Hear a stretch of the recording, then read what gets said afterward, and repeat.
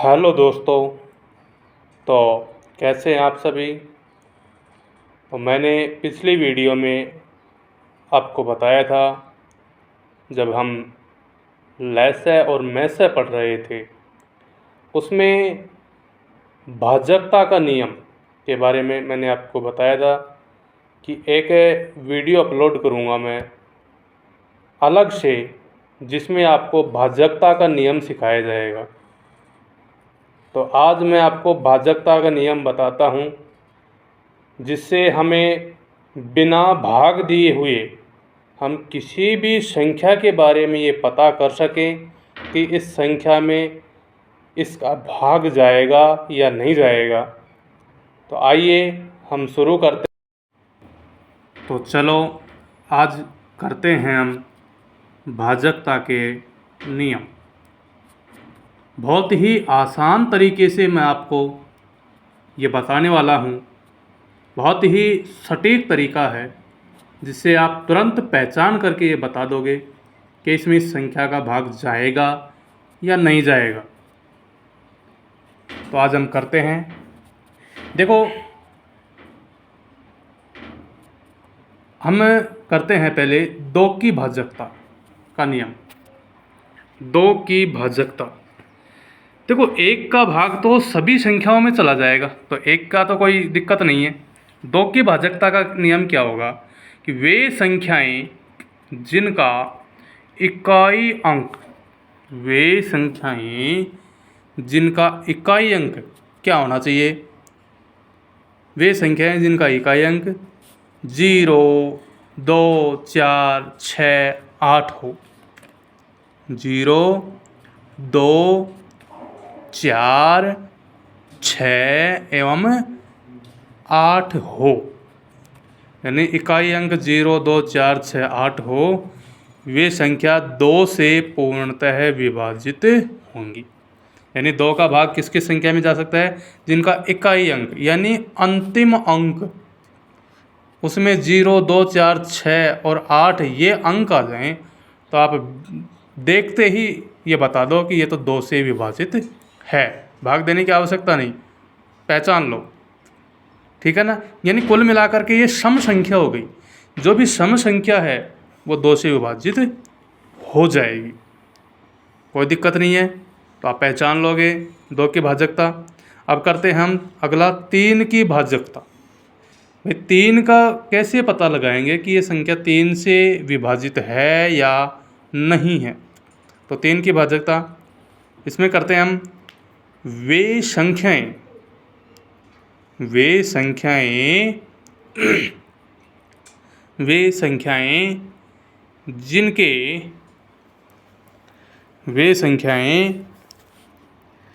जिनके अंकों का योग, यानी जितने भी अंक है ना उसमें उनका योग। वे संख्याएं जिनके अंकों का योग किससे विभाजित होना चाहिए, 3 से विभाजित हो। यानी जिस संख्या में जितने अंक है ना, उन अंकों को जोड़ लो और उसका जोड़ अगर 3 से विभाजित है, तो ये मान लो वो पूरी संख्या ही क्या होगी, 3 से विभाजित होगी। यानी जिनके अंकों का योग 3 से विभाजित हो, वह संख्या भी 3 से पूर्णतः विभाजित होगी। ठीक है, 3 से विभाजित हो जाएगी। जैसे मैं उदाहरण दूं, उदाहरण समझते हैं अपन। जैसे संख्या लें, मान लो हम संख्या ले लेते हैं, कोई सी भी संख्या ले ले। जैसे 63 ले लें। क्या ले लिया अपन ने, 63। तब इनके अंकों का योग करें, 2 ही अंक है इसमें, 6 और 3। 6 और 3 ही है, तो 6 और 3 कितनी हुई है, 9। इनको जोड़ेंगे तो कितना हुआ, 9। तब 9 3 से विभाजित है क्या, यानी 9 में 3 का पूरा पूरा भाग जा रहा है क्या, बिल्कुल जा रहा है। कितनी बार, 3 बार। तो 63 में भी चला जाएगा। भाई इसके अंकों के योग में अगर 3 का भाग जा रहा है, तो पूरी संख्या में भी 3 का भाग चला जाएगा, यानी ये 3 से विभाजित होगी। कोई दिक्कत नहीं है ना, बिल्कुल सटीक तरीका है, एकदम आसान। अब जैसे दूसरी संख्या ली 123। अब इनके अंकों का योग करते हैं। 1, 2 और 3 इनको जोड़ें तो कितना हो जाता है 6। अब बताओ 6 3 से विभाजित है कि नहीं है? बिल्कुल है, 2 बार भाग जा रहा है 6 का, पूरा पूरा भाग जाना चाहिए। तब अंकों के योग में चला गया तो फिर इस संख्या में चला जाएगा। दे लो 123 में 3 का भाग दे के देख लो कितनी बार गया, 41 बार। यानी अंकों का योग विभाजित हो गया तो ये पूरी संख्या भी इससे विभाजित हो जाएगी। अगली एक और संख्या ले लेते हैं, 1143। अंकों का योग कर लो, 1 1 4 3 इनको जोड़ लो, कितने होते हैं, कितने हुए, 9 हुए। तब 9 3 से विभाजित हुआ कि नहीं हुआ, हो रहा है विभाजित 3 बार, तो इसका मतलब क्या, 1143 भी 3 से विभाजित हो जाएगा। अब भाग दे के देख लो कितनी बार भाग जाता है, 3 का भाग दे लेते हैं 1143 में, तो कितनी बार भाग गया 381 बार भाग गया। कितनी बार, 381 बार ये भाग गया। तो ये 3 की भाजकता का नियम हो गया, बिल्कुल सीधा तरीका है। अब नेक्स्ट 4 की भाजकता देखते हैं। 4 को कैसे पहचानें, किसी संख्या को कैसे पहचानें कि ये 4 से पूर्णतः विभाजित है या नहीं है। तो इसके लिए बिल्कुल एक छोटी सी ट्रिक है, बस ये याद रखना आप, वह संख्या जिसके अंतिम 2 अंक 4 से विभाजित हो, वह संख्या जिसके अंतिम 2 अंक, कौन से अंक, अंतिम यानी इकाई और दहाई, ये 2 अंक अगर 4 से विभाजित हैं तो ये समझ लो पूरी संख्या ही 4 से क्या होगी, विभाजित होगी।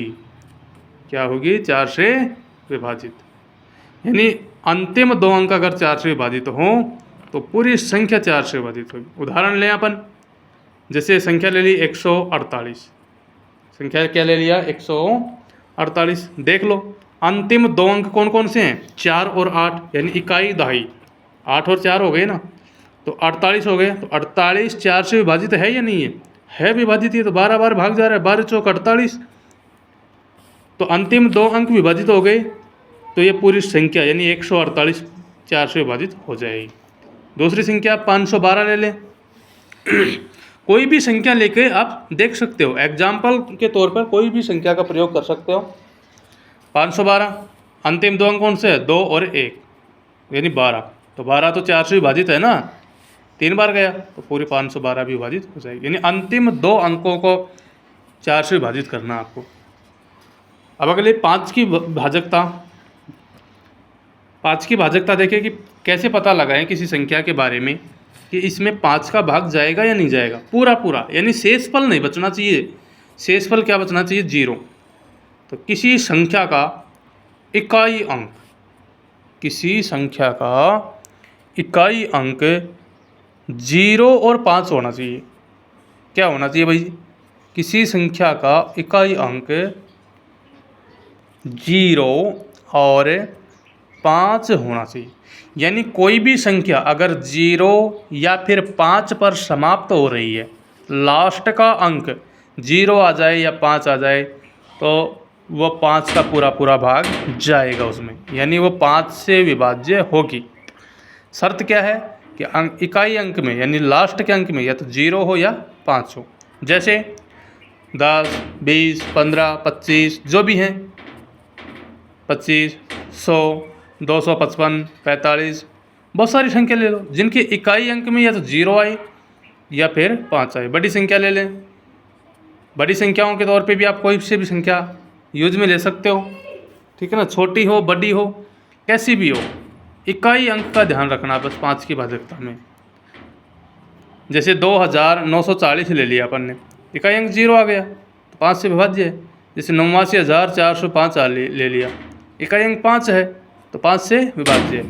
5 की भाजकता बिल्कुल सबसे सीधी, बस ये छोटी सी ट्रिक है, बस इकाई अंक देखना आपको।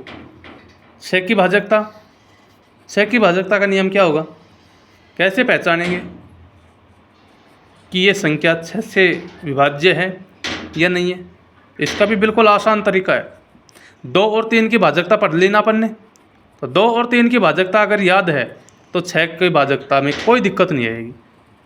वह संख्या जो 2 और 3 से विभाजित है 2 और 3 से विभाजित है तो 6 से भी विभाजित होगी।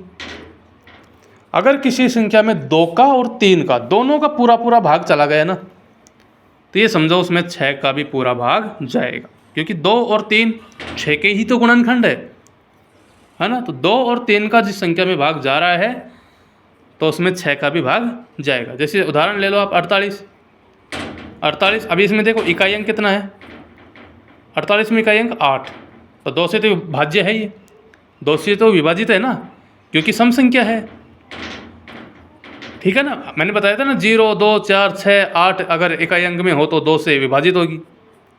अब इसके अंकों का योग करके देख लो, 3 की भाजकता देखते हैं इसमें, तो 4 और 8 कितने हुए, 12। 4 और 8 कितने हुए, 12। तो 12 में तो 3 का भाग जा रहा है, इसलिए 3 से भी विभाजित है। मतलब 2 और 3 की भाजकता इसमें लागू है, 2 की भाजकता भी लग रही है और 3 की भाजकता भी लग रही है, तो इसका मतलब ये 6 से भी विभाज्य होगा।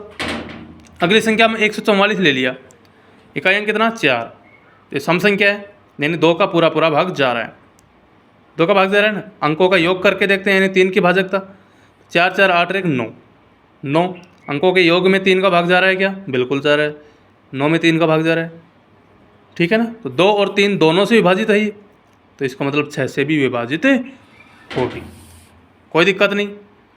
तो ये भाजकता के नियम है, 2 से 2, 3, 4, 5 और 6 तक की विभाजकता का नियम हो गया।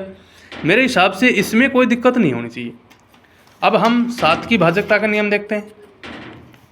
7 की भाजकता, ये भी बिल्कुल आसान है, बहुत आसान तरीका है, थोड़ा सा याद करना पड़ेगा बस आपको। भाजकता, 7 की भाजकता होगी वह संख्या जिसके इकाई अंक के दुगने, यानी किसी भी संख्या का इकाई अंक देख लो आप इसमें और उसका दुगना कर लो। क्या कर लो, दुगुना, यानी 2 गुना कर लो उसका, किसी संख्या के इकाई अंक के 2 गुने, और इकाई अंक का तो 2 गुना कर लिया ना, अब उसके बाद कितने अंक बच रहे हैं, यानी शेष बचे अंकों का अंतर, इकाई अंक का 2 गुना और जो शेष अंक बच रहे हैं है ना, उनका अंतर यानी घटा लो उनको आपस में। वो अंतर 7 से अगर विभाज्य है, अगर वो 7 से विभाजित है तो ये पूरी संख्या ही 7 से विभाजित हो जाएगी। ठीक है, यानी इकाई अंक का 2 गुना और जो अंक बच रहे हैं उनका अंतर, यानी घटाने पर जो संख्या बच रही है उसमें 7 का पूरा पूरा भाग जाना चाहिए। अगर जा रहा है तो फिर पूरी संख्या में 7 का भाग चला जाएगा। जैसे एग्जाम्पल लें, एग्जाम्पल के तौर पे हम कोई सी संख्या ले लें, जैसे 98 ले लिया। 98 का इकाई अंक क्या है भाई, इकाई अंक 8 है ना, तो 8 का दुगुना क्या होगा, इकाई अंक क्या है 8, मैंने यही तो बताया था कि इकाई अंक के दुगुना, तो इकाई अंक 8 और 8 का 2 गुना कितना होगा, 16 हो गया। अब इसमें शेष अंक कितना बच रहा है, एक अंक बच गया है ना, 9 बच गया, तब इसका दुगुना हो गया 16 और शेष अंक बच गया 9, तो 16 और 9 का अंतर निकाल लो, कितना बच गया 7। 16 और 9 का अंतर निकाला, 7 बच गया ना। अब 7 बोलो 7 से विभाजित है या नहीं है, एक बार भाग जा रहा है, मतलब अंतर पूरी तरीके से विभाजित हो गया ना, तो मतलब ये पूरी संख्या ही 7 से विभाजित है। दूसरी संख्या 154 ले लिया अपन ने, इकाई अंक कितना 4, इकाई अंक 4 और शेष अंक कितने बच गए, शेष संख्या कौन सी बच गई 15, 1 और 5, अब 4 का दुगुना हो गया 8, 4 का दुगुना 8 और शेष अंक कौन कौन से बच गए 1, 5 यानी 15, तो 15 में से 8 घटा लो, कितने बचे वही 7, 15 में से 8 घटाए तो 7, अब 7 में तो मतलब 7 का भाग जा रहा है, तो इसका मतलब 154 में भी 7 का भाग जाएगा, पूरा पूरा भाग जाएगा।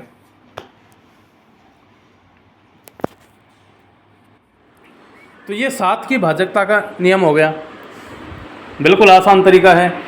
अब देखते हैं हम 8 की भाजकता। 8 की भाजकता तो देखते हैं कौन कौन सी संख्याओं में 8 का भाग जाएगा, कौन कौन सी में नहीं जाएगा। तो किसी संख्या के अंतिम 3 अंक, किसी संख्या के अंतिम 3 अंक, किसी संख्या के अंतिम 3 अंक कितने से विभाज्य हों? 8 से विभाज्य हों। किसी संख्या के अंतिम 3 अंक 8 से विभाज्य हों तो वह पूरी संख्या 8 से विभाजित हो जाएगी। कितने से विभाजित हो जाएगी? 8 से। यानी संख्या के अंतिम 3 अंक देख लो आप, इकाई, दहाई, सैकड़ा, अगर वो 3 अंकों में 8 का पूरा पूरा भाग जा रहा है तो चाहे कितनी ही बड़ी संख्या हो उसमें 8 का पूरा भाग जाएगा। जैसे उदाहरण देखें हम, तो एग्जाम्पल के तौर पे आप कोई सी भी संख्या लेके देख लो, जैसे 2168 ले लिया तो अंतिम 3 कौन से अंक हुए? 8, 6, 1, 168 हो गया ना। तो 168 में 8 का भाग दे के देख लो अंतिम 3 अंकों में, तो दिया 16 में 8 का भाग गया 2 बार और 8 में 8 का भाग गया 1 बार, 21 बार गया भाग पूरा। यानी अंतिम 3 अंक 8 से विभाजित है ना, हैं, तो फिर ये पूरी संख्या 8 से विभाजित हो जाएगी। चाहे कितनी ही बड़ी हो, लाख, करोड़, अरब तक की संख्या हो, अंतिम 3 अंकों को पहचानना है बस आपको। अब 9 की भाजकता, 9 की भाजकता भी बिल्कुल एकदम इजी, बिल्कुल आसान।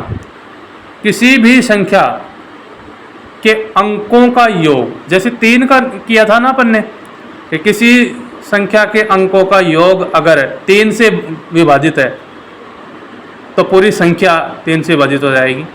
ऐसे ही इसमें है कि किसी संख्या के अंकों का योग अगर वो 9 से पूरी तरह से विभाजित है, पूर्णतः विभाजित है, तो फिर पूरी संख्या ही 9 से विभाजित हो जाएगी।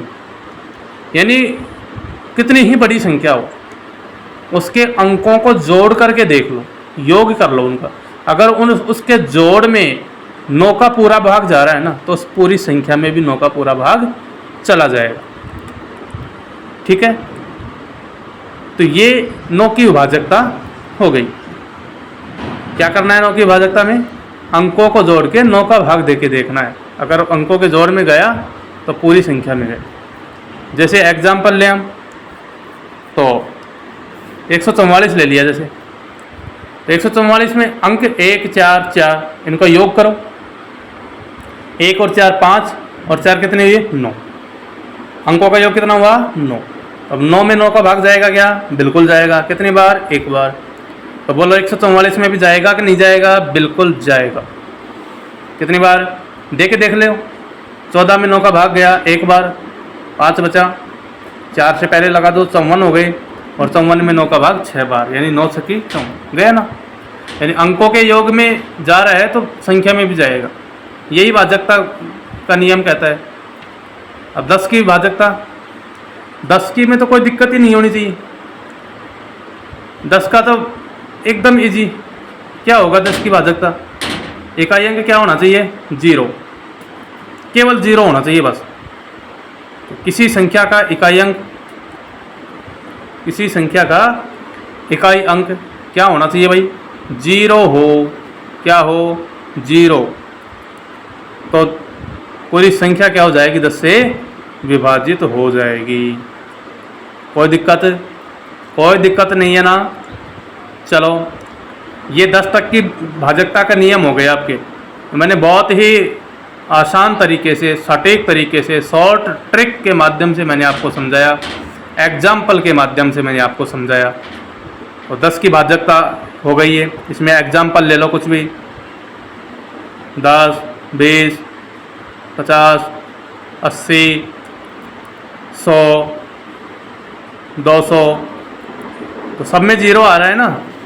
इकाई अंक में क्या आ रहा है? 0। तो 10 का भाग चला जाएगा पूरा पूरा। ठीक है ना। ये आपके भाजकता के क्या हुए? नियम। अभी 11 का और बताते रहते हैं। 11 की भाजकता, 11 की भाजकता भी एकदम इजी है, कोई दिक्कत नहीं होगी। किसी संख्या के सम स्थान, किसी संख्या के सम स्थान वाले अंक, किसी संख्या के सम स्थान वाले अंक और विषम स्थान वाले अंक, किसी संख्या के सम स्थान वाले अंक और विषम स्थान वाले अंकों का अंतर 0 होना चाहिए। क्या होना चाहिए? 0। 0 क्या होना चाहिए? सम स्थान वाले अंक और विषम स्थान वाले अंकों का अंतर, यानी उनको घटाने पर क्या आना चाहिए? 0। अगर 0 आ रहा है तो इसका मतलब ये संख्या 11 से क्या है? विभाजित है। ठीक है, सम स्थान वाले अंक और विषम स्थान वाले अंकों का अंतर कितना हो? 0। तो कितने का पूरा भाग जा सकता है? 11 का पूरा भाग चला जाएगा। एग्जाम्पल ले हम, बिल्कुल है जी, सम स्थान वाले अंक देख लो कौन कौन से, और विषम स्थान वाले अंक जोड़ लो और उनका अंतर कितना होना चाहिए? कितना होना चाहिए? 0 होना चाहिए। अब देखो मैंने ली 13,233। अब इसमें सम स्थान वाले अंक और विषम, देखो विषम 1 यानी पहले स्थान पर, तीसरे स्थान पर और 5वें स्थान पर जो संख्या है, जो अंक हैं, वो तो विषम स्थान वाले हो गए ना, पहले स्थान पर, तीसरे स्थान पर और 5वें स्थान। इनको जोड़ लो, 1 और 2 3 और 3 कितना हुआ? 6। अब दूसरे स्थान पर और जो चौथे स्थान पर है, यानी 3 और 3, इनका योग कितना हुआ? 6। तब इनका अंतर करो, यानी इनको घटाओ, 6 में से 6 गए तो कितना बचा? 0। बिल्कुल आसान तरीका, कोई दिक्कत नहीं। 0 बच गए ना, तो इसका मतलब ये संख्या 11 से विभाजित होगी। और ले लेते हैं हम 15,686। इसमें देखो विषम स्थान वाले अंक, यानी पहला, तीसरा और 5वां, पहला, तीसरा और 5वां, इनका योग कर लो। 1 और 6 7, 7 और 6 13।